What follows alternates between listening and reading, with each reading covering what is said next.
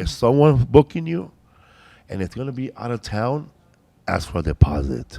Even if you're a young comic like our host, it doesn't hurt. The guy offers you $500. Can you send me $200 first? I can't. I can't do the show. You're not losing $500. You never had the $500 to begin with. You know what I mean? Yeah. So that was my thing from now on, asking for at least half. Because if the show gets canceled, at least I get money. And I learned lesson learned, people. I don't give a fuck if you've been doing comedy 2 years. Once somebody offers you money, just say, if they ask you how much you want to get paid. See, that's a trick question from that guy, because always ask for more than you want. Say you only want to get paid 200, ask the guy for 600 and work your way down to what you want. You're never going to work your way up. Ever. If you ask for 500, he goes, all right, here you go. Well, can I get 8? You're not going to get it. You're not going to get it. Ask for the exaggerated amount always, especially if you don't have an agent. Just say, oh, man, we can only pay you 500. Okay, does this gig include a room? Is there going to be a green room there? It's going to be a hotel for us where we could stay at. Well, there's no hotel. You could just drive back. All right, can we have 700 then? Because we're going to need gas money. We're going to need food. If he can't do none of those things for you, don't work with that guy. You know, you're not going to lose no friend. You're gonna be better off. You're gonna save yourself a big headache. What's the balance between getting that stage time versus getting the money, especially as you're developing as a comedian?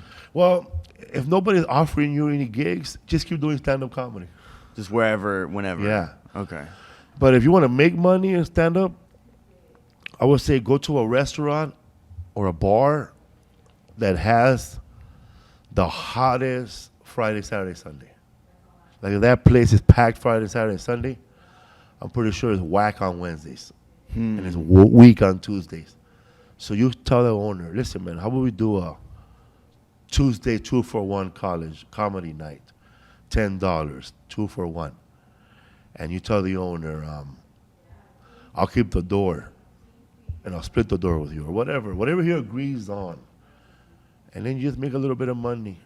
But always make sure that even if you're a young comic, try to make $50 at least for a show. It ain't a lot, but $50 is gas, bro. It's gas, it's a meal. You need it. And you get 10 shows a month for $50, that's $500. You know, you gotta figure it like this. That's how I figured out my rent. My rent was $800. My phone bill was $100. My food was for the whole month was $100 too, I guess. So you figure I gotta make $1,100 a month. All right. Now for those young comics that are trying to book yourself for comedy shows, and you need the money for next month, you could just forget about getting booked for next month. It ain't gonna happen. It's not gonna happen. Right now it's July, right? It was June 29, June 28. So July is already here. You could just forget about getting booked for July. Try to get booked for November. Wow. See, try to book your way ahead of time so you don't have to worry about December. If you could book December right now with a bunch of shows, you're going to be good, bro. And then you don't worry about December no more. Now you worry about November. You get November filled up, you got October. Now you got August, you got September, you got August, you got July, but the rest of the fall is booked. So July, you find a job, you know. August, you open for somebody, whatever.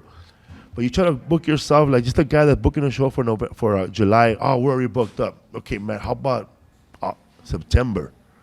See, I'm pretty sure this asshole doesn't have September booked. Mm-hmm. What are some ways you recommend getting booked like on these shows? I would find out like if there's a headliner coming into town, and if you smoke weed, show up and bring that for a fat sack. Okay. or offer to drive him all week. Be nice. Get in where you can't get in. Like me like with a young that comic Willie, I used to drive him, bro. Like he was an alcoholic, so I would just drive his car. I would go to his house, park my car, and I would drive him around everywhere. Try to be friends with somebody that's making it. You know, somebody successful, or start a podcast. Or the best way I would say it is this: like there's a comedy club like Bonkers or a Punchline. You find out who's booking the show and ask them, man, hey, bro, how about we have a Bonkers podcast? What do you mean Bonkers podcast? When you get the headliners that come in, maybe they could come in a day early and we'll promote the show on my podcast.